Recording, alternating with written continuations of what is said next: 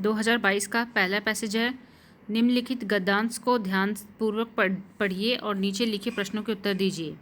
जीवन को उसकी समग्रता में सोचना और जीवन को एक खास इरादे से सोचना दो अलग तरह की तैयारियां हैं, और इस माने में साहित्य जब भी राजनीति की तरह भाषा का एक तरफा या इकहरा इस्तेमाल करता है तो वह अपनी मूल शक्ति को सीमित या कुंठित करता है। राजनीति के मुहावरे में बोलते समय हम एक ऐसे वर्ग की भाषा बोल रहे होते हैं जिसके लिए भाषा प्रमुख चीज़ नहीं है, वह भाषा के दूसरे या तीसरे दर्जे का इस्तेमाल है। वह एक खास मकसद तक पहुंचने का साधन मात्र है। वह एक खास मकसद तक पहुंचने का साधन मात्र है। उसे भाषा की सामर्थ्य, प्रामाणिकता या सच्चाई में उस तरह दिलचस्पी नहीं रहती जिस तरह साहित्य की। उसकी भाषा प्रचार प्रमुख, रेटोरिकल और नकली व्यक्तित्व की भाषा हो सकती है, क्योंकि राजनीति के लिए भाषा एक व्यवहारिक और काम चलाऊ चीज़ है, जबकि साहित्यकार के लिए भाषा उस जिंदगी की सच्चाई का एक जीता जागता हिस्सा है जिसे वह राजनीतिक, व्यावसायिक, व्यवहारिक या स्वार्थों की हिंसा, तोड़ फोड़ और प्रदूषण से बचा करके उसकी मूल गरिमा और शक्ति में स्थापित या पुनर्स्थापित करना चाहता है। साहित्य का काम अपनी पहचान को राजनीति की भाषा में खो देना नहीं, बल्कि उस भाषा के छद्म से अपने को लगभग बेगाना करके अकेला कर लेना है, एक संत की तरह अकेला कि राजनीति के लिए जरूरी हो जाए कि वह बार बार अपनी प्रामाणिकता और सच्चाई के लिए साहित्य से भाषा मांगे, न कि साहित्य की राजनीति की भाषा बनकर अपनी पहचान खो दे। पहला प्रश्न है पहला पूछा है प्रमुख गद्य का भावार्थ अपने शब्दों में लिखिए। तो प्रस्तुत गद्य का भावार्थ अपने शब्दों में लिखिए। दूसरा है राजनीति की भाषा का लक्ष्य क्या होता है। राजनीति की भाषा का लक्ष्य क्या होता है। है उपयुक्त गद्यांश की रेखांकित पंक्तियों की व्याख्या कीजिए। प्रस्तुत गद्यांश का भावार्थ जीवन को उसकी डैश डैश डैश पहचान खो दे। ये क्या दिया हुआ है।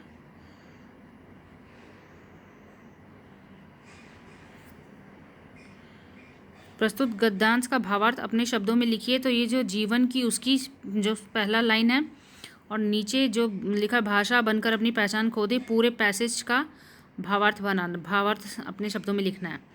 साहित्यकार भाषा को सभी स्वार्थों और विसंगतियों से बचाते हुए उसे उसकी शक्ति के रूप में स्थापित करना चाहता है। साहित्यकार भाषा को सभी स्वार्थों और विसंगतियों से बचाते हुए उसे उसकी शक्ति के रूप में स्थापित करना चाहता है। साहित्य मात्र राजनीति की भाषा नहीं, बल्कि राजनीति साहित्य से भाषा की मांग करे यह आवश्यक है। राजनीति भाषा का एकांगी प्रयोग करती है, उसे भाषा के अर्थ गंभीर से कोई मतलब नहीं है।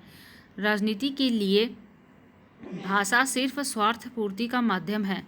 साहित्यिक भाषा का सामर्थ्य राजनीतिक भाषा निर्धारित नहीं कर सकती। क्वेश्चन था राजनीति की भाषा का लक्ष्य क्या होता है। राजनीति की भाषा का लक्ष्य एक खास मकसद तक पहुंचना होता है। उसके लिए भाषा एक व्यवहारिक और काम चलाऊ माध्यम होती है जो उसके स्वार्थ पूर्ति में सहायक की भूमिका निभाती है। राजनीति को भाषा की प्रामाणिकता या सत्यता में कोई दिलचस्पी नहीं होती। है उपयुक्त गद्यांश को रेखांकित पंक्तियों की व्याख्या कीजिए। तो जितनी भी रेखांकित पंक्तियां हैं, तो पहली रेखांकित पंक्ति है साहित्य जब भी राजनीति की तरह भाषा का एक तरफा या इकहरा इस्तेमाल करता है तो वह अपनी मूल शक्ति को सीमित या कुंठित करता है। तो पहला है ये, इसकी व्याख्या करेंगे। उक्त व्याख्येय पंक्ति के माध्यम से लेखक साहित्य की मूल शक्ति और क्षमता को कुंठित या सीमित करने के कारण के रूप में राजनीति की तरह भाषा के एकांगी प्रयोग को उत्तरदायी बताता है। साहित्य की भाषा अपने आप में समग्रता को धारण किए होती है। साहित्य की भाषा अपने आप में समग्रता को धारण किए होती है, किंतु जब यह राजनीति की भाषा बनती है तो उसकी समग्रता धूमिल होने लगती है। इसलिए साहित्य को भाषा का प्रयोग राजनीति की तरह एक तरफा न करके उसकी मूल शक्ति और सामर्थ्य के रूप में करना चाहिए। दूसरा है, उसे भाषा की सामर्थ्य, प्रामाणिकता या सच्चाई में उस तरह दिलचस्पी नहीं रहती जिस तरह साहित्य की। इसकी व्याख्या करनी है। उक्त पंक्ति के माध्यम से लेखक का कहना है कि भाषा की सामर्थ्य, सत्यता या प्रामाणिकता का महत्व जितना साहित्य के लिए है, राजनीति के लिए उतना नहीं है। भाषा की प्रामाणिकता ही एक उत्कृष्ट साहित्य और साहित्यकार को जन्म देती है। भाषा के माध्यम से ही साहित्य सत्य का संभाषण कहता है, किंतु राजनीतिक भाषा की सामर्थ्य एवं सत्यता के बजाय उसके साथ एक तरफा व्यवहार करते हुए भाषा का प्रयोग मात्र स्वार्थ पूर्ति तथा बनावटी व्यक्तित्व को प्रकट करने का माध्यम बनकर रह जाती है। तीसरा है, साहित्य के लिए भाषा उस जिंदगी की सच्चाई का एक जीता जागता हिस्सा है जिसे वह राजनीतिक, व्यावसायिक, व्यवहारिक या स्वार्थों की हिंसा, तोड़फोड़ और प्रदूषण से बचा करके उसकी मूल गरिमा और शक्ति में स्थापित या पुनर्स्थापित करना चाहते हैं। व्याख्या। उक्त पंक्ति के माध्यम से लेखक कहता है कि भाषा किसी साहित्यकार के लिए उस सत्य की भांति है जिसे वह किसी भी दशा में उसके मूल रूप में स्थापित करना चाहता है। जिस प्रकार जीवन की सत्यता का मनुष्य अपने जीवन में आने वाली विसंगतियों, दुर्गुणों इत्यादि से बचाकर पुनर्स्थापित करता है, उसी प्रकार साहित्यकार भी भाषा के प्रकटीकरण में आने वाली बाधाओं, चाहे वह राजनीतिक स्तर की हो या फिर व्यवहारिक जीवन की, सबको दरकिनार कर उसके खो चुके स्वरूप को पुनर्स्थापित करता है।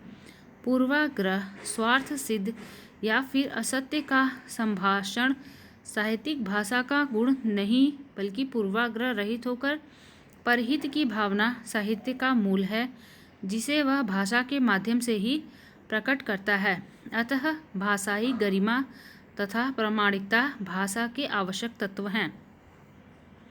दूसरा पैसेज है, भारत में अपना समाजशास्त्र रचने की आवश्यकता है। भारत में अपना समाजशास्त्र रचने की आवश्यकता है। पश्चिम का समाजशास्त्र जिस मानव केंद्रित सामाजिकता और उसकी आधारभूत क्षमता की बात करता है, वह किंचित अपर्याप्त है। मनुष्य तक ही जीवन की सीमा नहीं है। मनुष्य जब अपने आसपास के चर अचर जीवन के साथ ओतप्रोत है, आसपास की क्षति से जब उसकी भी क्षति होती है तो उसका दायित्व तो बढ़ जाता है। यह सही है कि जिस प्रकार की तर्क प्रज्ञा मनुष्य को प्राप्त है वह अन्य प्राणी को नहीं, पर उस अन्य को भी कुछ ऐसा प्राप्त है जो मनुष्य को नहीं, और उस अप्राप्त के प्रति मनुष्य को श्रद्धा होनी चाहिए। हमारा संगठन उनकी सत्ता को नकार कर या हेय मानकर होगा, जैसा पिछले 300 वर्षों में हुआ है, तो यह जितनी उनकी क्षति करेगा उससे अधिक मनुष्य की क्षति होगी। यह बात तो अब प्रमाणित हो चुकी है। इसलिए समाजशास्त्र की मानव केंद्रित दृष्टि का ध्यान सर्वभूत हित पर जाना चाहिए। दूसरी बात समता की है। सम शब्द का व्युत्पत्ति से प्राप्त अर्थ जो सत मात्र हो, अर्थात शुद्ध सत्ता हो। इसलिए समता को अर्थात शुद्ध समता को सर्वत्र देखना। समता इस प्रकार एकत्व है, एकत्व बुद्धि है, बराबरी नहीं, क्योंकि पृथकत्व के बिना बराबरी की बात ही नहीं सोची जा सकती। दो वस्तुएं अलग होंगी तभी वे बराबर या गैर बराबर दिखेंगी। जब एक है तो फिर बराबरी या गैर बराबरी का सवाल ही नहीं उठता। उपयुक्त गद्यांश को पढ़कर निम्नलिखित प्रश्नों के उत्तर लिखिए। क. प्रस्तुत गद्यांश के लिए उचित शीर्षक दीजिए। ख. नए भारतीय समाजशास्त्र की रचना की आवश्यकता क्यों है? ग. उपयुक्त गद्यांश का संक्षेपण कीजिए। क. प्रस्तुत गद्यांश का उचित शीर्षक है नवीन भारतीय समाजशास्त्र। प्रस्तुत गद्यांश का उचित शीर्षक है नवीन भारतीय समाजशास्त्र। ख. ख का आंसर है, ख क्वेश्चन जो पूछा है, नए भारतीय समाजशास्त्र की रचना की आवश्यकता क्यों है? आंसर है, पाश्चात्य समाजशास्त्र मानव को केंद्र में रखकर उससे जुड़ी गतिविधियों की ही बात करता है। ऐसे में मानव जीवन को प्रभावित करने वाले और उनसे प्रभावित होने वाले प्राणियों की उपेक्षा होती है। चूँकि मनुष्य अपने आसपास के चर अचर जीवन से ओतप्रोत है, अतः वर्तमान समय में मानव के साथ साथ उसके आसपास के चर अचर जीवन को केंद्रीय महत्व प्रदान करने हेतु नए भारतीय समाजशास्त्र की आवश्यकता है, जिसमें सभी का हित समाहित हो। ग क्वेश्चन था, उपयुक्त गद्यांश का संक्षेपण कीजिए। संक्षेपण, जीवन, नवीन जो शीर्षक था, नवीन भारतीय समाजशास्त्र, नवीन भारतीय समाजशास्त्र लिखेंगे। फिर लिखेंगे नवीन भारतीय समाजशास्त्र की रचना आज आवश्यक हो गई है। नवीन भारतीय समाजशास्त्र की रचना आज आवश्यक हो गई है क्योंकि पाश्चात्य समाजशास्त्र केवल मानव केंद्रित है। समाज में रहते हुए मनुष्य अपने आसपास के पर्यावरण से प्रभावित होता रहता है। ऐसे में अपने आसपास के चर अचर जीवन की उपेक्षा नहीं की जा सकती। अतः नवीन समाजशास्त्र सबके हित तथा समता पर केंद्रित होना चाहिए। बौद्धिक स्तर पर क्षमता के साथ व्यवहारिक स्तर पर अलगाव भी आवश्यक है, तभी क्षमता और विषमता का निर्धारण किया जा सकता है। क्वेश्चन नंबर 3, निम्नलिखित प्रश्नों के उत्तर दीजिए। क, अधिसूचना किसे कहते हैं? हिंदी प्रदेश के न्यायालयों में हिंदी के प्रयोग को अनिवार्य करने के लिए एक अधिसूचना विधि मंत्रालय द्वारा दी गई है, उसका उपयुक्त प्रारूप तैयार कीजिए। ख, परिपत्र किसे कहते हैं? जिला अधिकारी की ओर से जिले के सभी ग्राम प्रधानों के लिए सफाई व्यवस्था पर ध्यान रखने के लिए एक परिपत्र का प्रारूप तैयार कीजिए। क, परिभाषा, अधिसूचना आलेखन का वह प्रारूप होता है जिसके माध्यम से लोक विषयक महत्वपूर्ण मामलों, शासकीय निर्णयों, सूचनाओं एवं अन्य सांविधिक आदेशों को सर्वसाधारण के सूचनार्थ जारी किया जाता है। अधिसूचना आलेखन का वह प्रारूप होता है जिसके माध्यम से लोक विषयक महत्वपूर्ण मामलों, शासकीय निर्णयों, सूचनाओं एवं अन्य सांविधिक आदेशों को सर्वसाधारण के सूचनार्थ जारी किया जाता है, जिसका प्रकाशन गजट में अनिवार्य रूप से किया जाता है। विधि मंत्रालय, भारत सरकार, अनुभाग 1, संख्या 12/2/2022, दिनांक 20 जनवरी 2022, नई दिल्ली। अधिसूचना, भाषाई अनिवार्यता। अधिसूचना पे लिखेंगे भाषाई अनिवार्यता। विधि मंत्रालय भारत सरकार द्वारा हिंदी प्रदेश के न्यायालयों में हिंदी के प्रयोग को अनिवार्य किए जाने का निर्णय लिया गया है। यह निर्णय हिंदी भाषी क्षेत्र के लोगों तक न्याय की पहुंच को सुनिश्चित करने वाला है। विधि मंत्रालय भारत सरकार द्वारा हिंदी प्रदेश के न्यायालयों में हिंदी के प्रयोग को अनिवार्य किए जाने का निर्णय लिया गया है। यह निर्णय हिंदी भाषी क्षेत्र के लोगों तक न्याय की पहुंच को सुनिश्चित करने वाला है। दूसरा, उक्त निर्णय 1 फरवरी 2023 से प्रभावी होगा। आज्ञा से हस्ताक्षर डैश क ख ग सचिव पूर्णविराम, प्रतिलिपि निम्न को सूचनार्थ एवं आवश्यक कार्रवाई हेतु प्रेषित। पहला, अनुभाग अधिकारी कौमा अभिलेखागार पूर्णविराम। दूसरा, अनुभाग अधिकारी कौमा प्रकाशन अनुभाग पूर्णविराम। तीसरा, प्रमुख समाचार पत्रों में प्रकाशन हेतु पूर्णविराम। आज्ञा से हस्ताक्षर डैश क ख ग सचिव पूर्णविराम।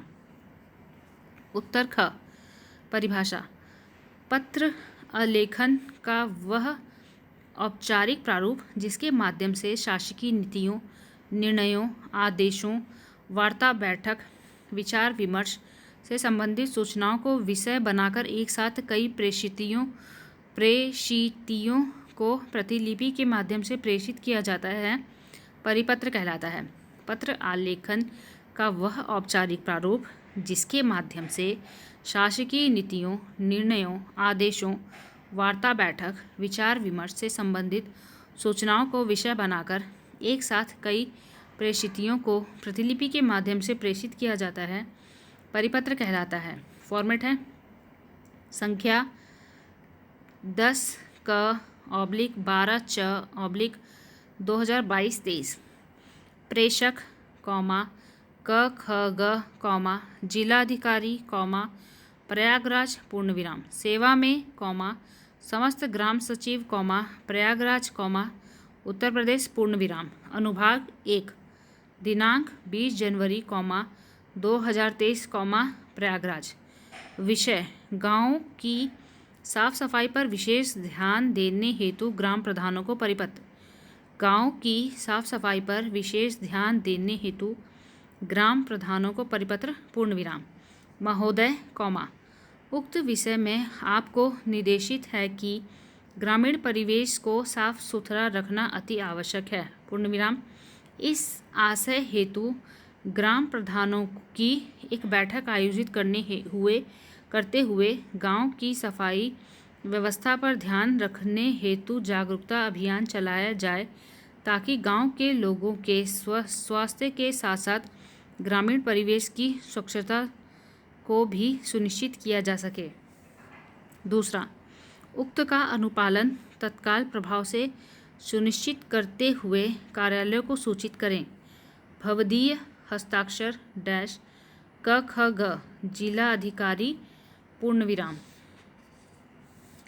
मुहावरे का प्रयोग देखेंगे। चूहे के चाम से नगाड़ा नहीं बनता, सीमित संसाधनों से बड़ा काम नहीं होता। पर्याप्त पुस्तकों के अभाव में बहुत से विद्यार्थी प्रतियोगी परीक्षाओं की तैयारी शुरू कर देते हैं, किंतु यदि उन्हें सफलता अर्जित करनी है तो यह समझना होगा कि चूहे के चाम से नगाड़ा नहीं बनता। खूंटे के बल पर बछड़ा कूदे, दूसरे के बल पर अभिमान करना। वाक्य प्रयोग। वर्तमान समय में चीन पाकिस्तान का आर्थिक सहायक बना हुआ है, इसलिए वैश्विक पटल पर पाकिस्तान खूंटे के बल पर कूदता रहता है। दाल भात में मूसलचंद, बीच में दखल देने वाला। सुरक्षा परिषद में, वाक्य प्रयोग। सुरक्षा परिषद में भारत जब भी आतंकवाद पर प्रतिबंध लगाने और शांति बहाली की बात करता है तो पाकिस्तान सदैव दाल भात में मूसलचंद बन जाता है। पराये धन पर लक्ष्मी नारायण, दूसरे के धन पर अधिकार जमाना। वर्तमान समय में हमारे आसपास बहुत से व्यक्ति धन लोलुप प्रकृति के मिल जाते हैं। ऐसे व्यक्ति आपराधिक स्वभाव के साथ साथ पराये धन पर लक्ष्मी नारायण बनने वाले होते हैं। एक ही लकड़ी से सबको हाँकना, सबको एक समान समझना। वाक्य प्रयोग। हमारी शिक्षा प्रणाली में बहुत से शिक्षक ऐसे पाए जाते हैं जो सभी विद्यार्थियों के प्रति एक लकड़ी से सबको हाँकने वाली प्रवृत्ति अपनाए हुए हैं। ऐसे में बौद्धिक रूप से कमजोर विद्यार्थी का विकास आशा के अनुरूप नहीं हो पाता है। अतिजल गगरी छलकत जाए, अल्पज्ञानी का बड़बोलापन। कतिपय लोग इतिहास की भ्रामक बातों और आधे अधूरे ज्ञान के कारण महात्मा गांधी जी पर व्यर्थ टिप्पणियां करते रहते हैं, जबकि उनमें वास्तविक ज्ञान का अभाव होता है। ऐसे लोग अधजल गगरी छलकत जाए वाली कहावत को चरितार्थ करते हैं। लहू के आंसू पीना, क्रोध सह जाना।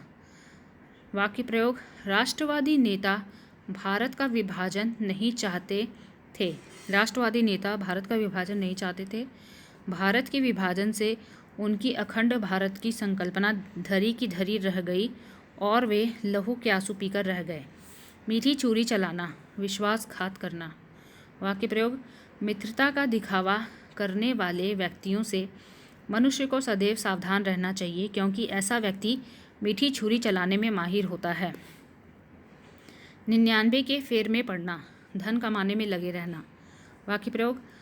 वर्तमान समय में व्यक्ति केवल 99 के फेर में पड़ा रहता है। ऐसे में न तो वह अपने परिवार को समय दे पाता है और न ही उसका सामाजिक विकास हो पाता है। जबान में लगाम न देना, अनावश्यक रूप से बोलना। वाक्य प्रयोग। भारतीय राजनीति के परिप्रेक्ष्य में अक्सर यह देखने को मिलता है कि कुछ वाचाल प्रवृत्ति के क्षेत्रीय और छोटे स्तर के नेताओं द्वारा जबान में लगाम न देने के कारण पार्टी प्रवक्ताओं को माफ़ी मांगनी पड़ती है। –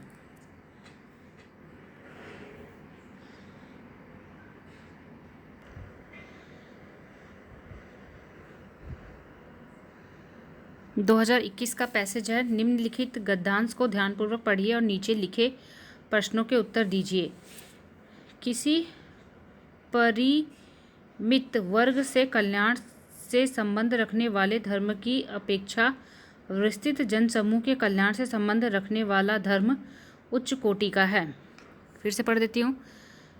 किसी परिमित वर्ग से कल्याण से संबंध रखने वाले धर्म की अपेक्षा विस्तृत जनसमूह के कल्याण से संबंध रखने वाले धर्म उच्च कोटि का है।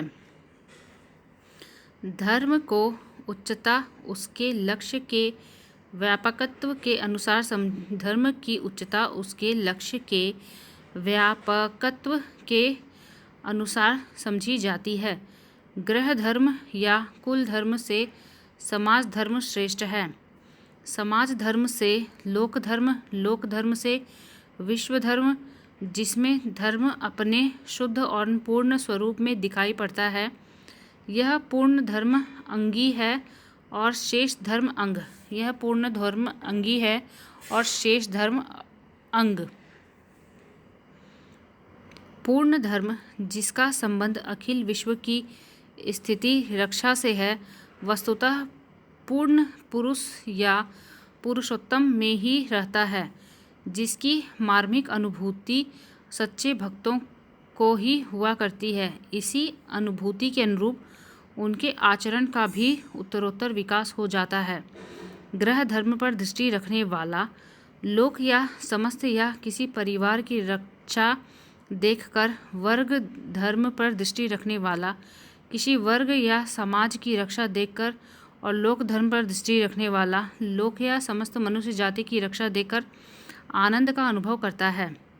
पूर्ण या शुद्ध धर्म का स्वरूप सच्चे भक्त ही अपने और दूसरों के सामने लाया करते हैं, जिनके भगवान पूर्ण धर्म स्वरूप हैं। अतः यह कीट पतंग से लेकर मनुष्य तक सब प्राणियों की रक्षा देखकर आनंद प्राप्त करते हैं। विषय की व्यापकता के अनुसार उनका आनंद भी उच्च कोटि का होता है।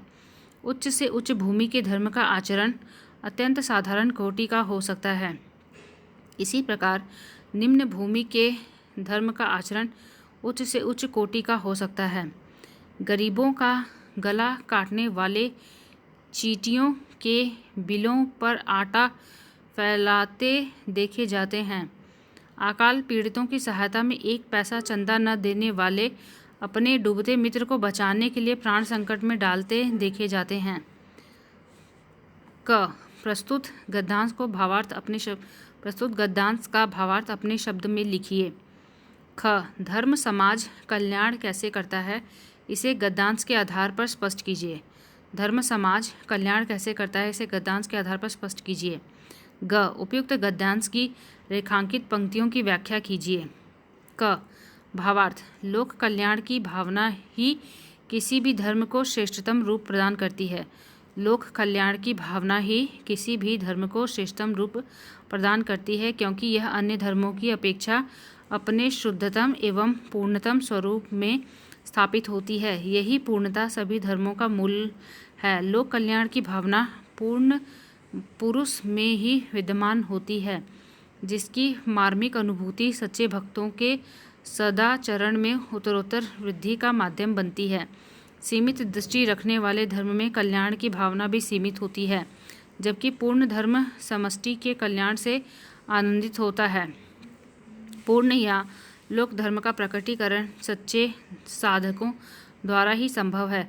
उच्च या निम्न कोटि की भूमि धर्म के आचरण का निर्धारण नहीं कर सकती है। वर्तमान समय में धर्म चरण का नहीं बल्कि दिखावे की विषय वस्तु बनकर रह गया है। ख में पूछा था धर्म समाज कल्याण कैसे करता है, इसे गद्यांश के आधार पर स्पष्ट कीजिए। धर्म मनुष्यों में ऐसे गुणों का विकास करता है जिसका संबंध मानवता की स्थापना और अखिल विश्व की रक्षा से है। धर्म मनुष्यों में सदाचार एवं परोपकार जैसे गुणों के विकास के माध्यम से समाज कल्याण के कार्यों को करने की प्रेरणा देता है। धर्म व्यक्तिगत स्वार्थों और हितों की अपेक्षा समाज के हित की बात करता है। धर्म समष्टि के कल्याण की बात करता है। इस प्रकार धर्म व्यक्ति में वसुधैव कुटुंबकम की भावना को जागृत कर समाज कल्याण का कार्य करता है। ग रेखांकित पंक्तियों की व्याख्या। पहला रेखांकित पंक्ति है, किसी परिमित वर्ग से कल्याण से संबंध रखने वाले धर्म की अपेक्षा विस्तृत जनसमूह के कल्याण से संबंध रखने वाले धर्म उच्च कोटि का है। व्याख्या। उक्त रेखांकित पंक्ति के माध्यम से लेखक ने सीमित वर्ग के कल्याण से संबंधित धर्म की तुलना में व्यापक जनसमूह के कल्याण से संबंधित धर्म को श्रेष्ठ बताया है। लेखक का मानना है कि समष्टि मूलक धर्म से अधिकतम व्यक्तियों के कल्याण का मार्ग प्रशस्त होता है और जन जन का कल्याण संभव होता है। सीमित वर्ग से संबंधित धर्म क्षेत्र विशेष के कल्याण की बात करता है तथा दूसरे वर्ग से संबंध रखने वाले धर्म के प्रति लोगों में विभिन्न प्रकार की संकीर्णताओं का विकास भी करता है, जबकि विस्तृत जनसमूह से संबंध रखने वाला धर्म मानवता की स्थापना पर बल देते हुए सर्वे भवन्तु सुखिनः, सर्वे सन्तु निरामया जैसी भावनाओं को बल प्रदान करता है। इसलिए लेखक ने समष्टि मूलक धर्म को उच्च कोटि का बताया है। दूसरा रेखांकित है, पूर्ण धर्म जिसका संबंध अखिल विश्व की स्थिति रक्षा से है।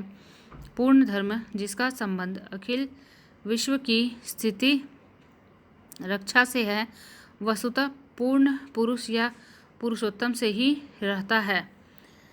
व्याख्या। उक्त रेखांकित पंक्ति के माध्यम से लेखक पूर्ण धर्म का संबंध संपूर्ण जगत की रक्षा से स्थापित करते हुए उससे पुरुषों में उत्तम अर्थात पुरुषोत्तम में व्याप्त बताता है।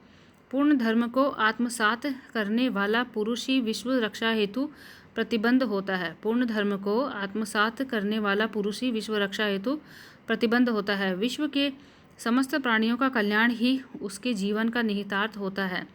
पूर्ण पुरुष सहनशील, धैर्यवान, दयालु, मित्रवत और नेतृत्व क्षमता जैसे गुणों से परिपूर्ण होता है।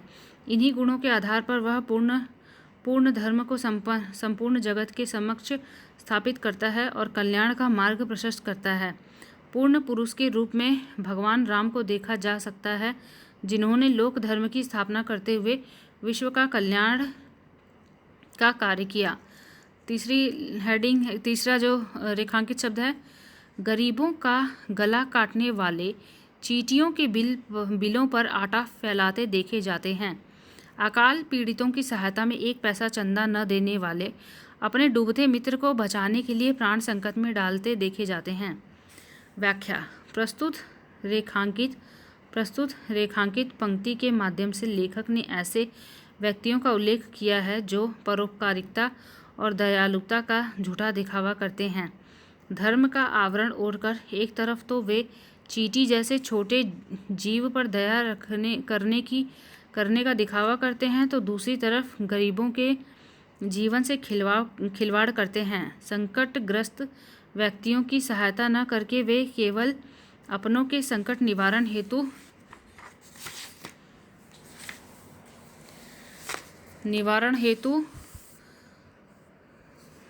क्या लिखा था, संकटग्रस्त व्यक्तियों की सहायता न करके वे केवल अपनों के संकट निवारण हेतु तत्पर दिखाई देते हैं। वे केवल अपना स्वार्थ साधने के लिए ऐसे कार्यों को संपादित करते हैं जिसमें केवल उनका लाभ हो। ऐसे व्यक्ति मानवता की स्थापना में एक बाधक के रूप में होते हैं, जो समाज कल्याण के मार्ग को अवरुद्ध करने का कार्य करते हैं। ऐसे व्यक्ति परहित के बजाय स्वहित पर ही आत्म केंद्रित रहते हैं। दूसरा पैसेज है, निम्नलिखित गद्यांश को पढ़कर निर्देशानुसार उत्तर लिखिए। लोभियों का दमन योगियों के दमन से किसी प्रकार कम नहीं होता।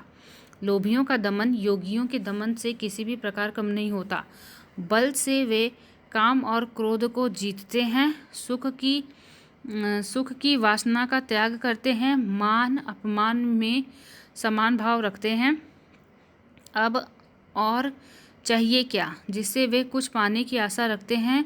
वह यदि उन्हें 10 गालियां भी देता है तो उनकी आकृति पर न रोष का कोई चिन्ह प्रकट होता है और न मन में ग्लानि होती है, न उन्हें मक्खी चूसने में घृणा होती है और न रक्त चूसने में दया।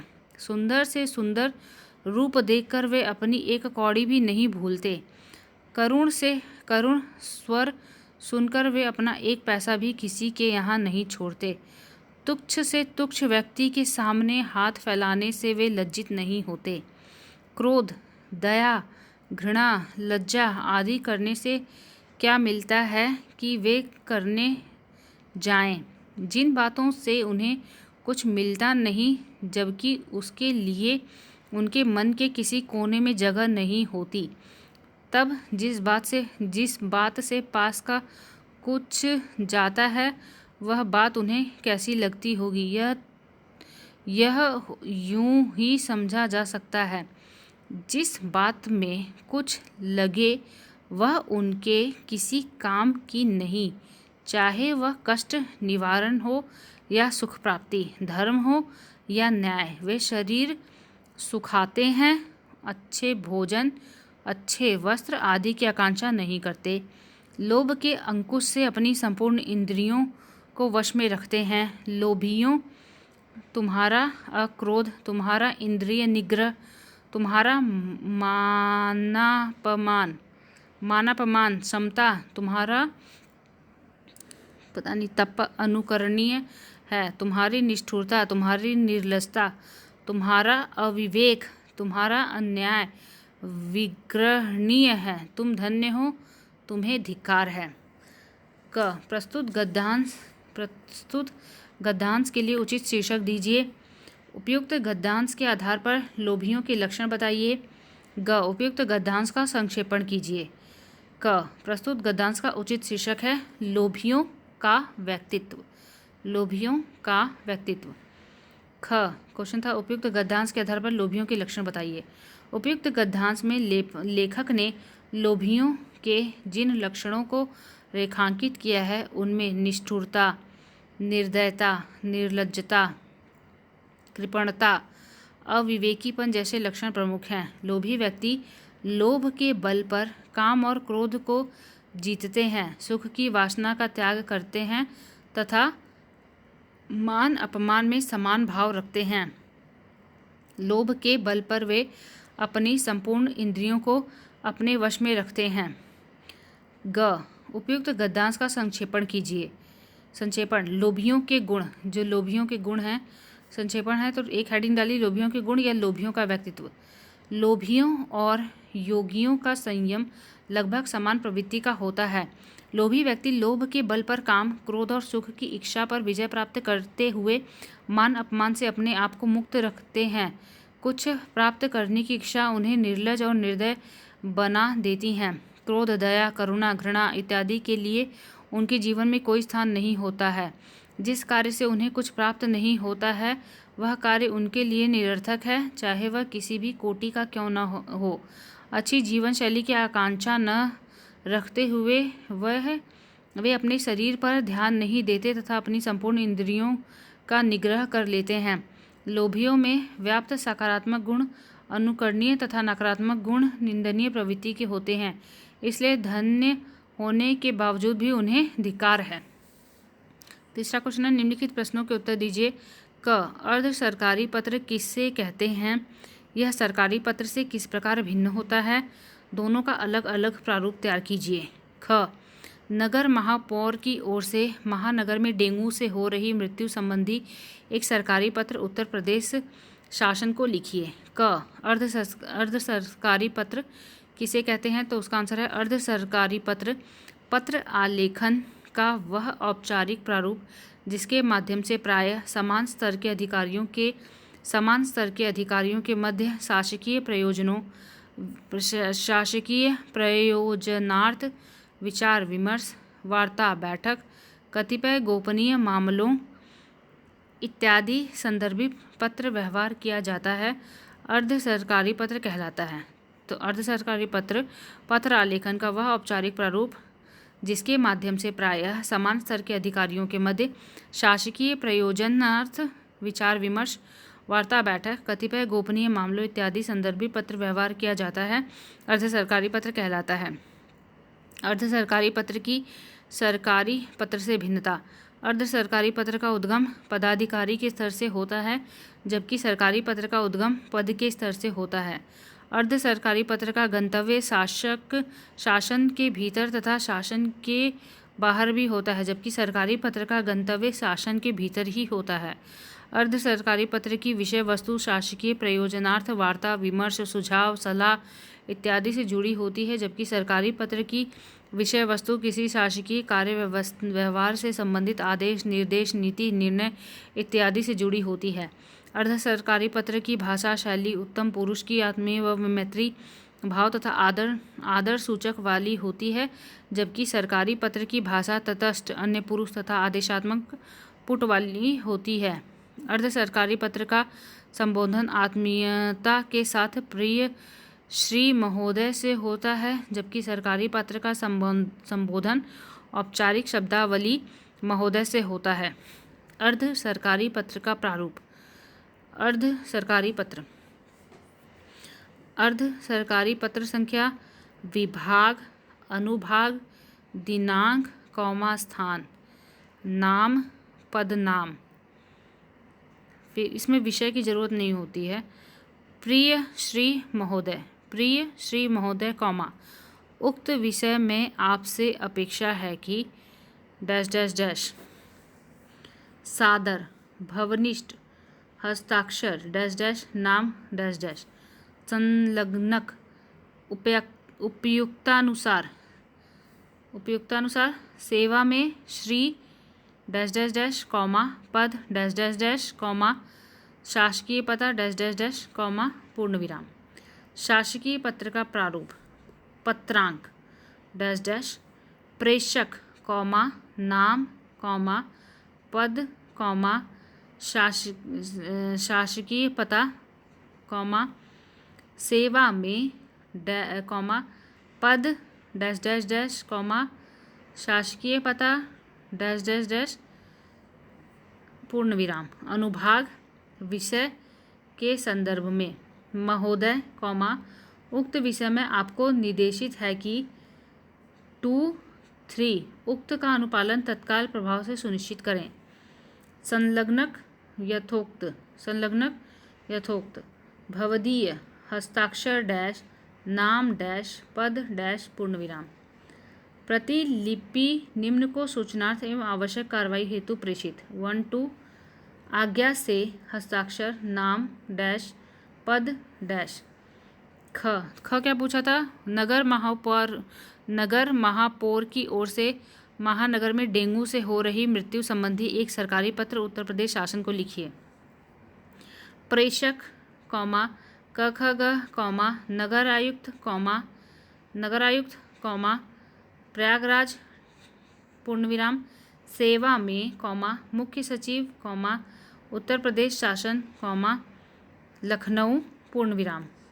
दिनांक 12 अप्रैल 2022, प्रयागराज। अनुभाग 1। विषय महानगर में बढ़ते डेंगू के प्रकोप और उससे होने वाली मौतों के संदर्भ में महोदय, उक्त विषय में आपको निर्देशित करने का आदेश हुआ है कि नगर में डेंगू का आतंक थमने का नाम ही नहीं ले रहा, जिससे डेंगू से होने वाली मौतों का आंकड़ा दिन प्रतिदिन बढ़ता जा रहा है। जिले के डॉक्टरों तथा नगरपालिका के समवेत प्रयास भी इसे रोकने में कारगर साबित नहीं हो रहे हैं। दूसरा, डेंगू के बढ़ते प्रकोप और उससे होने वाली मौतों को रोकने के लिए अनुभवी डॉक्टरों की एक टीम जिले स्तर पर बनाई जाए तथा इस संबंध में नागरिकों को जागरूक भी किया जाए ताकि इस भयावह बीमारी की रोकथाम सुनिश्चित हो सके। भवदीय हस्ताक्षर डैश कखग नगर आयुक्त पूर्णविराम। संलग्न मौतों से संबंधित आंकड़ों की छाया प्रति पूर्णविराम। प्रतिलिपि निम्न को सूचनार्थ प्रेषित। पहला सचिव स्वास्थ्य एवं परिवार कल्याण मंत्रालय उत्तर प्रदेश पूर्णविराम। दूसरा मुख्य चिकित्सा अधिकारी प्रयागराज उत्तर प्रदेश पूर्णविराम। आज्ञा से फिर नीचे लिखेंगे हस्ताक्षर डैश डैश डैश कखग नगर आयुक्त। मुहावरा जब तक सांस तब तक आस, आखिरी क्षण तक उद्देश्य की प्राप्ति हेतु प्रयासरत रहना। वाक्य प्रयोग प्रयत्नशील मनुष्य अपने लक्ष्यों को प्राप्त करने के लिए सदैव प्रयासरत रहता है। जब तक सांस तब तक आस की कहावत को चरितार्थ करता है। वह तब तक नहीं रुकता जब तक उसे अपना लक्ष्य प्राप्त नहीं हो जाता। जिसका काम उसी को साजे, योग्यता के अनुसार कार्य करना चाहिए। वाक्य प्रयोग नृत्य कला में प्रवीण न होने के बावजूद मोहन नृत्य की प्रतियोगिताओं में भाग लेता रहता है। जिसका काम उसी को साजे कहावत से अनभिज्ञ मोहन सदैव उपहास का पात्र बनता रहता है। चित भी मेरी पट भी मेरी, चतुर्दिक स्वयं के लाभ का दावा करना। चतुर्दिक स्वयं के लाभ का दावा करना। ब्रिटिश काल के दौरान भारतीय शासकों से अंग्रेजों द्वारा की जाने वाली संधियां केवल नाम मात्र की थीं। वे सिर्फ चित भी मेरी पट भी मेरी अवधारणा को ध्यान में रखकर ये संधियां करते थे। झूठ के पांव नहीं होते, झूठ अधिक समय तक स्थायी नहीं रहता। महात्मा गांधी ने अपना जीवन सत्य की व्यापक खोज में लगा दिया। महात्मा गांधी ने अपना जीवन सत्य की व्यापक खोज में लगा दिया। उन्होंने सदैव सत्य का अनुशीलन किया, क्योंकि उनका मानना था कि झूठ के पांव नहीं होते, सत्य उनके लिए सर्वोपरि मूल्य था। हाथ कंगन को आरसी क्या, हाथ कंगन को आरसी क्या, प्रत्यक्ष को प्रमाण की आवश्यकता नहीं होती।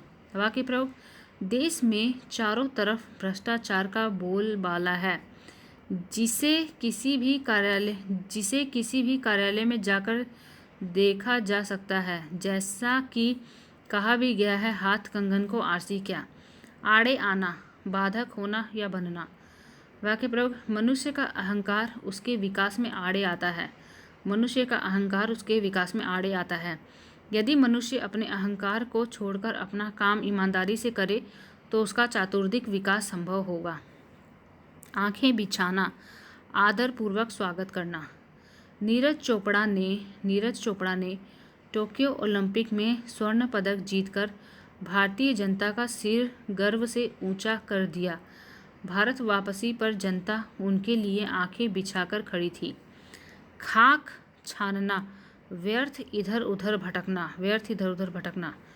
वाक्य प्रयोग आजकल के युवा अपने भविष्य की परवाह किए बिना खाक छानते रहते हैं, जिसके कारण भविष्य में उनके विकास की राहें अवरुद्ध हो जाती हैं। ठन ठन गोपाल, अर्थ बहुत गरीब। वाक्य प्रयोग भारतीय किसानों का स्वभाव कर्मयोगी की तरह होता है। ठन ठन गोपाल होने के बावजूद वे अपने कर्मयोग में लगे रहते हैं। शैतान की आंत, बहुत लंबी न खत्म होने वाली। वाक्य प्रयोग लोभी प्रवृत्ति के मनुष्य की इच्छाएं शैतान की आंत की तरह होती हैं। इनकी इच्छाओं का दमन किसी भी माध्यम से संभव नहीं है। फिर से पढ़ देती हूँ। लोभी प्रवृत्ति के मनुष्य की इच्छाएं शैतान की आंत की तरह होती हैं। इनकी इच्छाओं का दमन किसी भी माध्यम से संभव नहीं है। 2020 का पैसेज पहला। निम्नलिखित गद्यांश को ध्यानपूर्वक पढ़िए और नीचे लिखे प्रश्नों के उत्तर दीजिए। भारत प्रकृति की संसार में सबसे बड़ी लीला भूमि है। भारत प्रकृति की संसार में सबसे बड़ी लीला भूमि है। यहाँ सभी ऋतुएं किसी न किसी भाग में एक साथ मौजूद रहती हैं। नदी, पर्वत, वन, अन्नपूर्णा धरती से भारतीय साहित्य का सदा से गहरा संबंध रहा है, क्योंकि उसने प्रकृति से अपनी सहधर्मिता और सह अस्तित्व को पहचाना है। भारत की पहली कविता ही पशु पक्षी की हिंसा के विरुद्ध जन्मी थी। कवियों ने प्रकृति की हल्की से हल्की धड़कन और कंपन को महसूस किया है। आदि कवि वाल्मीकि जानते हैं कि कड़कड़ाती ठंड में जलचर हंस कैसे संभल कर डर कर ठंडे पानी में पैर डालते हैं। कालिदास को पता है कि अनुकूल मंद मंद पवन यात्रा का शुभ शकुन है। प्रेमचंद्र के बैल अपनी व्यथा कथा हमारे कान में कह जाते हैं। प्रसाद की प्रकृति हमें अतिवाद के प्रति सावधान करती है। रचनाकार तो मनुष्य की संवेदना का प्रतीक भी है और प्रहरी भी। प्रकृति से उसका साहचर्य और संवाद मनुष्य से प्रकृति के संवाद और साहचर्य का प्रतीक है। इसी तरह अंतर प्रकृति और बाह्य प्रकृति के सहारे निरंतर परिष्कृत, सरल और प्रांजल बनती है। आज प्रकृति के प्रति हिंसा और विध्वंसवादी होकर हमने क्या पाया है? तरह तरह के शारीरिक मानसिक रोग, एक संकीर्ण और विकृत अंतःकरण, एक संवेदनहीन आत्मकेंद्रित जगत और चारों तरफ प्रदूषण का तांडव जो अंततः हमारा विनाश ही करेगा। मनोवैज्ञानिक कहते हैं कि पहाड़ और समुद्र को देखने भर से मनुष्य का हृदय विशाल होता है, तो यदि वे हमारे मन में ही बस जाएं तो हम कितने विराट और उदात्त हो सकेंगे।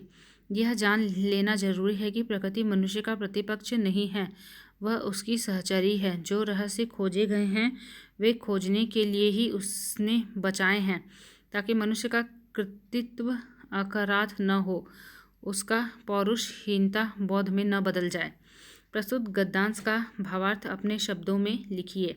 ख. मनुष्य और प्रकृति के आपसी रिश्ते को गद्यांश के आधार पर स्पष्ट कीजिए। ग. उपयुक्त गद्यांश की रेखांकित पंक्तियों की व्याख्या कीजिए। क. भावार्थ. प्रस्तुत गद्यांश में लेखक प्रकृति व मनुष्य के मध्य संबंधों में समय समय पर होने वाले बदलाव व उसके प्रभाव का वर्णन करता है। लेखक कहता है कि जिस प्रकार प्रकृति ने भारत को प्राकृतिक विविधता से संपन्न किया है, उसी प्रकार भारतीय कवियों ने भी उसे अपने साहित्य में वरीयता प्रदान की।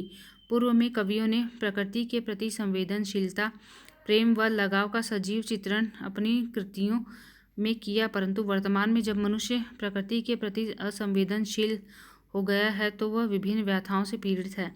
लेखक मनुष्य को सचेत करता है कि प्रकृति मनुष्य की सहयोगी है, उसकी विशालता को मन में स्थान दें।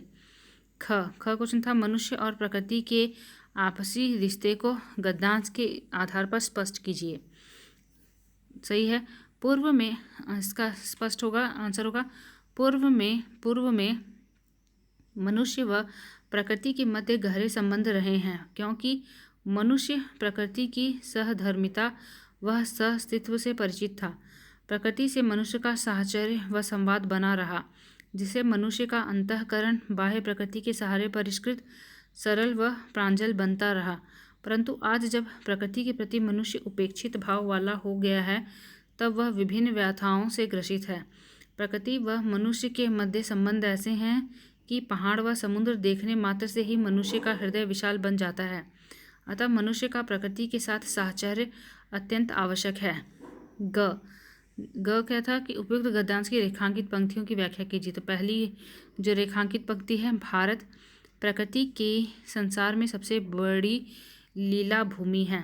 व्याख्या, प्रस्तुत पंक्ति में लेखक कहता है कि भारत में एक साथ सभी ऋतुएं किसी न किसी भाग में मौजूद रहती हैं, जिससे भारत प्राकृतिक रूप से विविधतापूर्ण है। उदाहरण के लिए ग्रीष्म ऋतु में जहाँ मैदानी भाग तेज शुष्क हवाओं व तेज धूप का सामना करते हैं, तो वहीं दूसरी ओर पहाड़ी भागों में ठंडे मौसम का प्रभाव रहता है। इन्हीं विविधताओं से परिपूर्ण होने के कारण ही भारत में लगभग सभी ऋतुएं पाई जाती हैं। दूसरा रेखांकित शब्द है, रचनाकार तो मनुष्य की संवेदना का प्रतीक भी है और प्रहरी भी। प्रकृति से उसका साहचर्य और संवाद मनुष्य से प्रकृति के संवाद और साहचर्य का प्रतीक है। व्याख्या इसकी, इस पंक्ति में लेखक कहता है कि एक रचनाकार अपनी कृतियों से प्रकृति के प्रति संवेदनशीलता। इस पंक्ति में लेखक कहता है कि एक रचनाकार अपनी कृतियों से प्रकृति के प्रति संवेदनशीलता, लगाव व प्रेम का सजीव चित्रण करता है। यथार्थ में वह मनुष्य की संवेदनशीलता भी है। रचनाकार विभिन्न व्याथा कथाओं के माध्यम से मनुष्य को संवेदनशील भी बनाता है। मनुष्य की संवेदनाओं को संरक्षित रखने का कार्य एक रचनाकार अपनी रचनाओं के माध्यम से करता है, इसलिए वह प्रहरी भी है। थर्ड लाइन है प्रकृति, ठीक है, कहाँ से है, प्रकृति के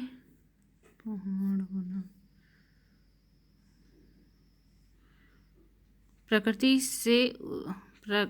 से उसका साहचर्य और संवाद मनुष्य से प्रकृति के संवाद और साहचर्य का प्रतीक है। प्रकृति से उसका साहचर्य और संवाद मनुष्य से प्रकृति के संवाद और साहचर्य के प्रतीक है। रचनाकार स्वयं एक मनुष्य होने के कारण प्रकृति से अभिन्न रूप से जुड़ा होता है। रचनाकार स्वयं एक मनुष्य होने के कारण प्रकृति से अभिन्न रूप से जुड़ा होता है। वह प्राकृतिक परिवेश से जिस प्रकार का व्यवहार स्थापित करता है, ठीक वैसा ही व्यवहार प्रकृति मनुष्य के साथ स्थापित करती है। प्रकृति के साथ किया जाने वाला व्यवहार ही प्रकृति द्वारा उसके प्रति किए जाने वाला व्यवहार बनता है। चौथी लाइन है, पहाड़ और समुद्र को देखने भर से मनुष्य का हृदय विशाल होता है, तो यदि वे हमारे मन में ही बस जाएं तो हम कितने विराट और उदात्त हो सकेंगे। व्याख्या। प्रस्तुत व्याख्येय पंक्ति में लेखक कहता है कि पहाड़ तथा समुद्र जो विभिन्न प्रकार की विशालता को धारण करते हैं, को देखने मात्र से मानव मन विशालता को प्राप्त करता है, उसकी ऊंचाइयों एवं गंभीरता के कारण विराटता का अनुभव करता है। यदि यही विशेषताएं हमारे मन मस्तिष्क में समा जाएं, पहाड़ तथा समुद्र जैसी गंभीरता को स्वयं धारण कर सकें, तो मानव मन उदात्तता एवं विराटता को स्वतः ही धारण कर लेगा। पांचवी लाइन है, प्रकृति मनुष्य का प्रतिपक्ष नहीं है, वह उसकी सहचरी है। व्याख्या। प्रस्तुत पंक्ति में लेखक प्रकृति को मनुष्य का विरोधी न मानकर उसे उसका सहयोगी मानता है। प्रस्तुत पंक्ति में लेखक प्रकृति को मनुष्य का विरोधी न मानकर उसका सहयोगी मानता है। मनुष्य प्रकृति के साथ आदिम अवस्था से रहता चला आ रहा है। मनुष्य ने प्रकृति का अतिरेक दोहन किया, किंतु प्रकृति ने कभी भी मानव का शोषण न करके उसका पोषण ही किया है। प्रकृति आधुनिक विकास की प्रक्रिया में भी मानव की सहयोगी बनकर उसके विकास में महत्वपूर्ण भूमिका का निर्वहन करती है। अतः प्रकृति मानव विरोधी न होकर उसके सहयोगी की भूमिका में अपने आप को प्रस्तुत करती है। दूसरा पैसेज है, निम्नलिखित गद्यांश को पढ़कर निर्देशानुसार उत्तर लिखिए। विद्वानों का मानना है कि राजनीति ने भाषा को भ्रष्ट कर दिया है। विद्वानों का मानना है कि राजनीति ने भाषा को भ्रष्ट कर दिया है। शब्दों से उनके सही अर्थ छीनकर उन्हें छद्म अर्थ पहना दिए हैं। संसद, संविधान, कानून, जनहित, न्याय, अधिकार, साक्ष्य, जांच जैसे ढेरों शब्द अपना असली अर्थ खोकर बदशक्ल हो चुके हैं। शब्द भले ही अच्छा या बुरा कोई भी अर्थ प्रकट करता हो, जब अपना असली अर्थ खो देता है तो वह बदशक्ल हो जाता है। भाषा का भ्रंश अंततः सामाजिक मानवीय मूल्यों का भ्रंश है। कल्पना कीजिए कि एक मनुष्य दूसरे मनुष्य से जो कहे उसका वही अर्थ न हो जो भाषा प्रकट करती है, या ऐसे अनुभवों की पुनरावृत्ति के कारण दूसरा व्यक्ति उसे सही अर्थ में न लेकर उसमें अनर्थ या अन्य अर्थ खोजने लगे तो क्या होगा। यह मनुष्य पर से विश्वास उठने का मामला है, जो सामाजिक विसंखलता का पहला और अंतिम कारण है। पहला इसलिए कि भाषा को मनुष्य ने परस्पर संवाद और सही संप्रेषण के लिए गढ़ा है, और अंतिम इसलिए कि आगे चलकर मनुष्य का कर्म भी भाषा के मूल अर्थ का नहीं उसके भ्रंश का रूप ले लेता है। यह इस तरह होता है कि छद्म अर्थ का वहन करते करते भाषा अंततः हमारे कर्म को ही छद्म में बदल देती है। क्या हम भाषा को भ्रष्ट करने की परिणति राजनीति और सामाजिक जीवन के चरम पतन में नहीं देख रहे? गद्यांश प्रस्तुत गद्यांश के लिए उचित शीर्षक दीजिए। ख, उपयुक्त गद्यांश के आधार पर भाषा की भूमिका पर प्रकाश डालिए। ग, उपयुक्त गद्यांश का संक्षेपण कीजिए। क, शीर्षक भाषा का भ्रंश। भाषा का भ्रंश। ख, उपयुक्त गद्यांश के आधार पर भाषा की भूमिका पर प्रकाश डालिए। भाषा मनुष्य या जीव जगत में परस्पर संवाद का सशक्त माध्यम है। भाषा मनुष्यों या जीव जगत में परस्पर संवाद का सशक्त माध्यम है। यही इसका मूल मंतव्य है। सही संप्रेषण भाषा से ही संभव है। सही संप्रेषण भाषा से ही संभव है। भाषा ही व्यक्ति के व्यक्तित्व का आईना है। अंततः वही उसका व्यक्तित्व और भविष्य निर्धारित करती है। इस कारण भाषा का पतन एक गंभीर संकट है। यह संकट राजनीति से जन्मा हुआ है। राजनीति इसे भ्रष्ट करने पर तुली हुई है। यह गंभीर संकट वहीं से पैदा हुआ है। भाषा का हमारे कर्म पर विशेष प्रभाव पड़ता है। भ्रष्ट भाषा के कारण हमारे कर्म भी भ्रष्ट हो जाते हैं। भ्रष्ट भाषा पूरी सभ्यता को नष्ट करने की क्षमता रखती है। भाषा का अस्तित्व और उसकी गरिमा की रक्षा करना अत्यंत आवश्यक है। उपयुक्त गद्यांश का संक्षेपण कीजिए। ग, भाषा का महत्व। भाषा का महत्व। भाषा को भ्रष्ट करने में राजनीति की अहम भूमिका है। यह क्षेत्रीय शब्दों के दोहरे अर्थ पैदा करके उनकी गरिमा को नष्ट करता है। सामाजिक व मानवीय मूल्यों का आधार तत्व भाषा यदि नष्ट होती है तो वह परस्पर विश्वास को भी खंडित करती है। भाषा मानव संप्रेषण का अनिवार्य एवं सशक्त माध्यम है। भाषा का छद्म रूप मानव जाति को चरम पतन की ओर ले जाएगा। क्वेश्चन नंबर 3, निम्नलिखित प्रश्नों के उत्तर लिखिए। क, कार्यालय आदेश किसे कहते हैं? शिक्षा विभाग उत्तर प्रदेश की ओर से जारी विशेष छात्रवृत्ति योजना संबंधी कार्यालय आदेश का प्रारूप तैयार कीजिए। ख है मुखिया की ओर से पंचायत में कोविड-19 से हो रही मृत्यु संबंधी एक सरकारी पत्र जिलाधिकारी को लिखिए।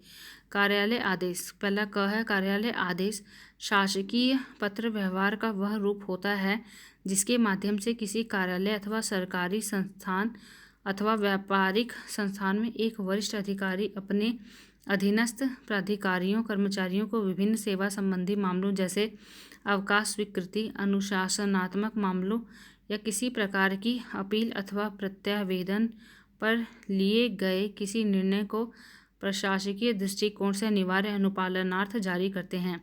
शिक्षा विभाग उत्तर प्रदेश अनुभाग 1 संख्या क 148 द पोस्ट मैट्रिक 2021 दिनांक 21 जनवरी 2021 लखनऊ। कार्यालय आदेश वित्तीय वर्ष 2020-21 के लिए पोस्ट मैट्रिक विशेष छात्रवृत्ति योजनाओं हेतु विद्यार्थियों, विद्यालयों, जिला शिक्षा अधिकारियों तथा समस्त प्रक्रिया ऑनलाइन पोर्टल के जरिए पेपरलेस की गई है। इस संबंध में जिला शिक्षा अधिकारी एवं संबंधित कर्मियों को सामाजिक न्याय एवं अधिकारिता विभाग उत्तर प्रदेश द्वारा प्रशिक्षण कार्यशाला दिनांक 2/12/2020 को आयोजित की जा चुकी है। दूसरा, समस्त संबंधित पक्ष उक्त समय सीमा एवं दिशा निर्देशों का अक्षरशः पालन करते हुए समस्त कार्य करना सुनिश्चित करें। संलग्नक सामाजिक न्याय एवं अधिकारिता विभाग उत्तर प्रदेश का आदेश दिनांक 26/12/2020 आज्ञा से हस्ताक्षर डैश अबस सचिव। ख, सरकारी पत्र पत्रांक 10 डैश 2 डैश 2020-21 प्रेषक यरल सचिव ग्राम पंचायत रानीपुर बाराबंकी सेवा में जिलाधिकारी बाराबंकी पूर्ण विराम। बाराबंकी दिनांक 20 मई 2020। अनुभाग 1। विषय पंचायत में कोविड-19 से हो रही मृत्यु के संबंध में। पूर्णविराम। महोदय, उपयुक्त विषय के संदर्भ में मुझे यह कहने का निर्देश हुआ है कि पिछले कुछ दिनों में ग्राम सभा में कोविड-19 के संक्रमण का प्रसार तीव्र गति से हुआ है। इससे ग्राम सभा में मृत्यु की घटनाओं में वृद्धि हो रही है। ग्राम सभा में कोविड-19 के प्रसार का कारण केंद्र सरकार द्वारा जारी दिशा निर्देशों, मास्क, सैनिटाइजर का प्रयोग तथा उचित दूर का समुचित तरीके से पालन न किया जाना है। प्राथमिक स्वास्थ्य केंद्रों में भी कोविड-19 के उचित उपचार हेतु सुविधाओं का अभाव है। दूसरा, अतः आपसे अनुरोध है कि केंद्र सरकार द्वारा जारी दिशा निर्देशों का पालन सुनिश्चित कराने के साथ साथ प्राथमिक स्वास्थ्य केंद्रों में उचित सुविधाओं की आपूर्ति सुनिश्चित करें। भवदीय हस्ताक्षर। संलग्नक कोविड-19 से होने वाली मृत्युओं के आंकड़ों की छायाप्रति। यरल। ग्राम सचिव। पूर्णविराम ग्राम पंचायत। मुहावरे देखेंगे। पहला है 8-8 आंसू बहाना, फूट फूट कर रोना। जिस समय पढ़ना था तुम आवारागर्दी करते रहे, अब फेल हो जाने पर 8-8 आंसू रोने से क्या फ़ायदा। कागज़ की नाव, न टिकने वाली वस्तु। हमें अपने शरीर पर गर्व नहीं करना चाहिए, ये तो कागज़ की नाव है। चादर से बाहर पैर फैलाना। आय से अधिक खर्चा करना। 150 रुपये कमाते हो और इतनी खर्चीली लतें पाल रखी हैं, चादर से बाहर पैर फैलाने में कौन सी अक्लमंदी है। टोपी उछालना, इज्जत मिट्टी में मिलाना। रमेश ने घर से भागकर शादी करके अपने माँ बाप की टोपी उछाल दी। मिट्टी खराब करना, दुर्दशा करना। रोहन की चोरी की आदत के लिए उसके माता पिता ने उसे बहुत समझाया, पर वह नहीं माना और उसने अपनी मिट्टी खराब कर दी। रंगा सियार होना, धूर्त होना। वाक्य प्रयोग। आजकल किसी पर भी भरोसा नहीं करना चाहिए, क्योंकि अधिकतर लोग रंगा सियार ही होते हैं। का बरखा जब कृषि सुखाने, समय निकल जाने पर मदद करना। घर पर कर्ज होने से लोगों से बहुत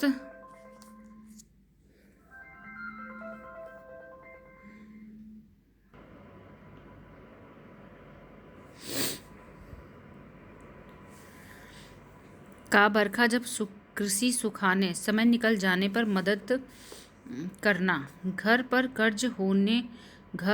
कर्ज होने से लोगों से बहुत मदद मांगी, पर किसी ने मदद नहीं की, और घर बिक जाने पर किसी ने आकर मुझे पैसे दिए। इसी को कहते हैं का बरखा जब कृषि सुखाने। कंगाली में आटा गीला, संकट में एक और संकट आना। वाक्य प्रयोग। महेश इस समय आर्थिक तंगी में चल रहा है। ऊपर से गृह कर, जल कर एवं बिजली के बिल ने कंगाली में आटा गीला कर दिया।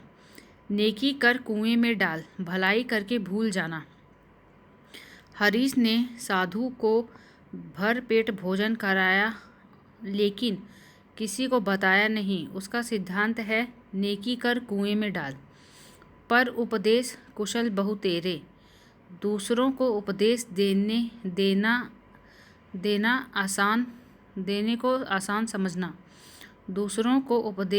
को आसान समझना। दुनिया के लोग भी आजकल अजीब हो गए हैं। सभी सोशल मीडिया पर ज्ञान बांटने के लिए बैठे हैं, पर स्वयं उस पर अमल नहीं कर रहे। यही है पर उपदेश कुशल बहु तेरे। 2019 का पैसेज देखेंगे। सबसे पहले 2019 का पैसेज नंबर 1। निम्नलिखित गद्यांश को ध्यानपूर्वक पढ़िए और नीचे लिखे प्रश्नों के उत्तर दीजिए। जिस प्रकार साहित्य, धर्म और विज्ञान का लोक के व्यापक जीवन में प्रवेश आवश्यक है, उसी प्रकार जीवन के संस्कार और समाज की स्थिति के लिए कला की अनिवार्य आवश्यकता है। यदि कला कुछ सौंदर्य प्रेमियों के लिए विलास एवं विलास या कौतूहल प्रवृत्ति का साधन मात्र रहेगी तो लोक की बड़ी हानि होगी। वस्तुतः कला जीवन के सूक्ष्म और सुंदर पट का वितान है, जिसके आश्रय में समग्र लोक अपनी उत्सवानुगामी और संस्कारक प्रवृत्तियों को तृप्त करता हुआ उच्च मन की शांति और समन्वय का अनुभव कर सकता है। मनुष्य अपने अंतिम कल्याण के लिए यह चाहता है कि जितना स्थूल जड़ जगत उसके चारों ओर घिरा हुआ है उसको सुंदर रूप में ढाल ले। स्थूल के ऊपर जो मानस और अध्यात्म जगत है उसको चरित्र और ज्ञान के द्वार हम आकर्षक और सौंदर्य युक्त बनाते हैं। इस द्विविध सौंदर्य के बीच में ही जीवन पूरी तरह से रहने योग्य बनता है। जिस समय जीवन के चरित्र और मनोभाव हमारे चारों ओर विकसित होकर अपनी लहरियों से वातावरण को भर देते हैं और उनकी तरंगें हमारे अंतर जगत को आह्लादित और प्रेरित करती हैं, उस समय यह अत्यंत आवश्यक हो जाता है कि स्थूल पार्थिव वस्तुओं के जो अनगढ़ रूप हमें घेरे हुए हैं वे भी कला के प्रभाव से द्रवित हो जाएं और उनमें से रूप, सौंदर्य और श्री के सोते निकलें। कला का प्रत्येक उदाहरण जगमगाते दीपक की तरह अपने चारों ओर प्रकाश की किरणें भेजता रहता है। क, प्रस्तुत गद्यांश का भावार्थ अपने शब्दों में लिखिए। ख, जीवन की स्थिति में रहने योग्य बनता है। ग, उपयुक्त गद्यांश की रेखांकित पंक्तियों की व्याख्या कीजिए। तो पहला है क, गद्यांश का भावार्थ। कला का उद्देश्य किसी नैतिक या धार्मिक उद्देश्य की प्राप्ति नहीं बल्कि स्वयं अपने पूर्णता की तलाश है। कला सौंदर्यानुभूति का वाहक है, इसलिए इसे उपयोगिता की कसौटी पर नहीं परखा जाना चाहिए। समाज, नीति, धर्म, दर्शन आदि के नियमों का पालन कला की स्वच्छंद तथा स्वतः स्फूर्त अभिव्यक्ति में बाधक होते हैं। कला जीवन को समग्रता में देखता है, जिसके द्वारा वह मन की उच्च शांति को प्राप्त करता है। वह भौतिकता से ऊपर उठकर आध्यात्मिक जगत को सुंदर बनाता है। आध्यात्मिकता आंतरिक प्रसन्नता है, जिसके प्रभाव में भौतिकता के सभी आयाम घुल मिलकर अध्यात्म में परिणत हो जाते हैं, जो आंतरिक आनंद के अनुभव कराते हैं। ख, भौतिकता। ख जो था जीवन किस स्थिति में रहने योग्य बनता है। भौतिकता से ऊपर उठकर जब हम अध्यात्म जगत को सुंदर बनाते हैं तब जीवन पूरी तरह से रहने योग्य बन जाता है, क्योंकि इसके बाद भौतिक जगत का हमारे जीवन पर कोई प्रभाव नहीं पड़ता। ग, उपयुक्त गद्यांश के रेखांकित पंक्तियों की व्याख्या कीजिए। तो पहला है जीवन के संस्कार और समाज की स्थिति के लिए कला की अनिवार्य आवश्यकता है। जीवन के संस्कार और समाज की स्थिति के लिए कला की अनिवार्य आवश्यकता है। इसकी व्याख्या है, जीवन के व्यवहार और समाज को बेहतर बनाने के लिए कला अनिवार्य है, क्योंकि जीवन को बेहतर बनाकर ही समाज को बेहतर बनाया जा सकता है। दूसरा है वस्तुतः कला जीवन के सूक्ष्म और सुंदर पट का वितान है।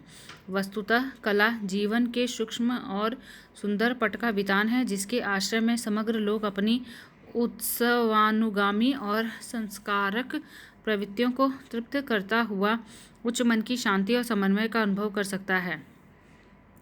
व्याख्या। कला जीवन की अनुभूतियों का विस्तार है। कला जीवन की अनुभूतियों का विस्तार है, जिसके आश्रय में समस्त मानव जगत अपनी संस्कार प्रवृत्तियों को भूलकर मन की उच्च शांति और समन्वय का अनुभव करता है। तीसरा है स्थूल के ऊपर जो मानस और अध्यात्म जगत है उसको चरित्र और ज्ञान के द्वारा हम आकर्षक और सौंदर्य युक्त बनाते हैं। व्याख्या है, स्थूल से आशय भौतिक जगत से है, जबकि सूक्ष्म अध्यात्म या अलौकिक सत्ता को इंगित करता है। जबकि सूक्ष्म अध्यात्म या अलौकिक सत्ता को इंगित करता है। भौतिक जगत नश्वर है, किंतु अध्यात्म या सूक्ष्म जगत शाश्वत और निरंतर है।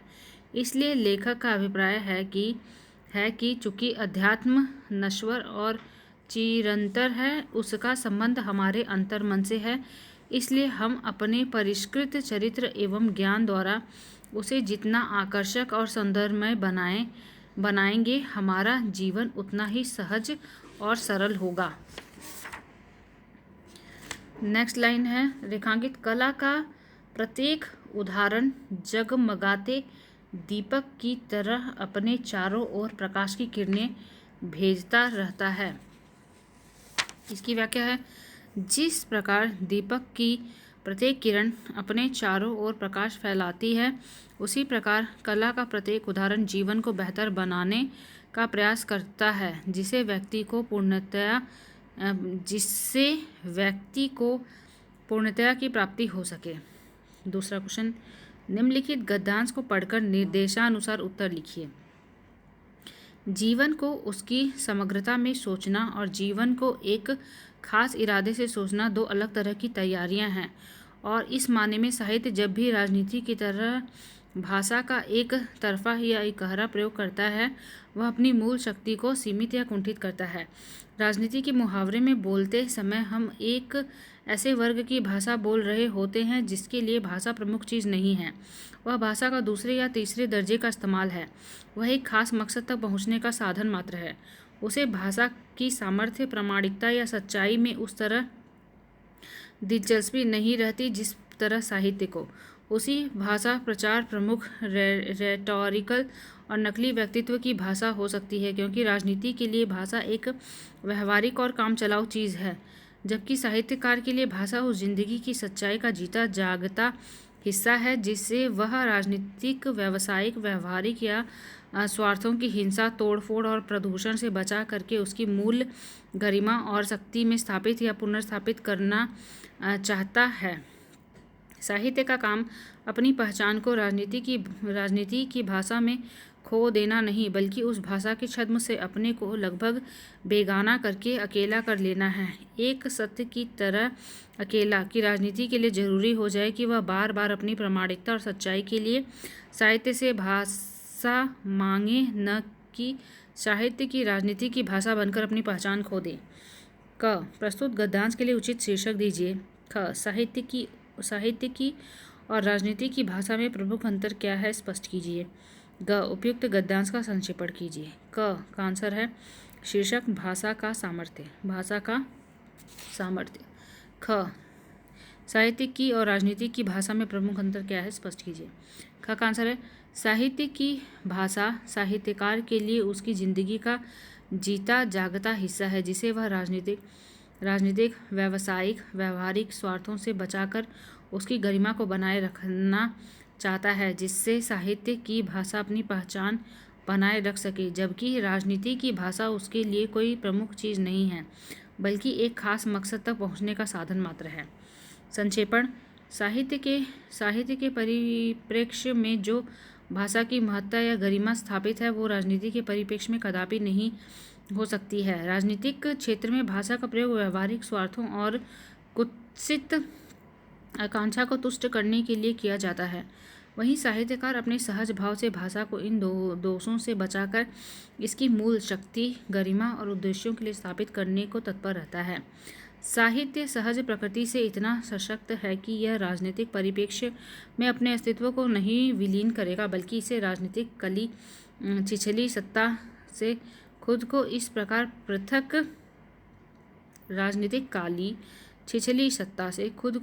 पृथक कर लेगा कि साहित्य का साम्राज्य इस पर कभी हावी नहीं हो सकता और ना ही भाषा की गरिमा का क्षरण कर सकेगा। निम्न प्रश्नों पर के उत्तर दीजिए। तीसरा है, निम्नलिखित प्रश्नों के उत्तर लिखिए। क, परिपत्र किसे कहते हैं? स्वास्थ्य विभाग उत्तर प्रदेश के प्रमुख सचिव की ओर से प्रदेश के पूर्वी जिलों के बच्चों को मस्तिष्क ज्वर से बचाने के लिए उचित व्यवस्था हेतु परिपत्र तैयार कीजिए। ख, कार्यालय आदेश का परिचय दीजिए। गृह विभाग उत्तर प्रदेश सरकार की ओर से जारी किसी कर्मचारी के स्थानांतरण संबंधी कार्यालय आदेश का प्रारूप तैयार कीजिए। परिपत्र सर्कुलर।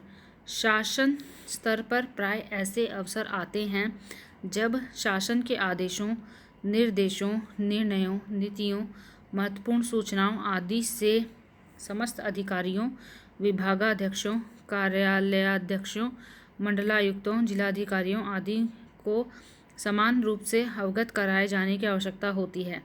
ऐसे अवसरों पर एक ही शासनादेश का पत्र उन सभी अधिकारियों को भेजे जाते हैं जिसे शासकीय परिपत्र गवर्नमेंट सर्कुलर कहते हैं। परिपत्र का नमूना पत्र संख्या 1321/8/320/80।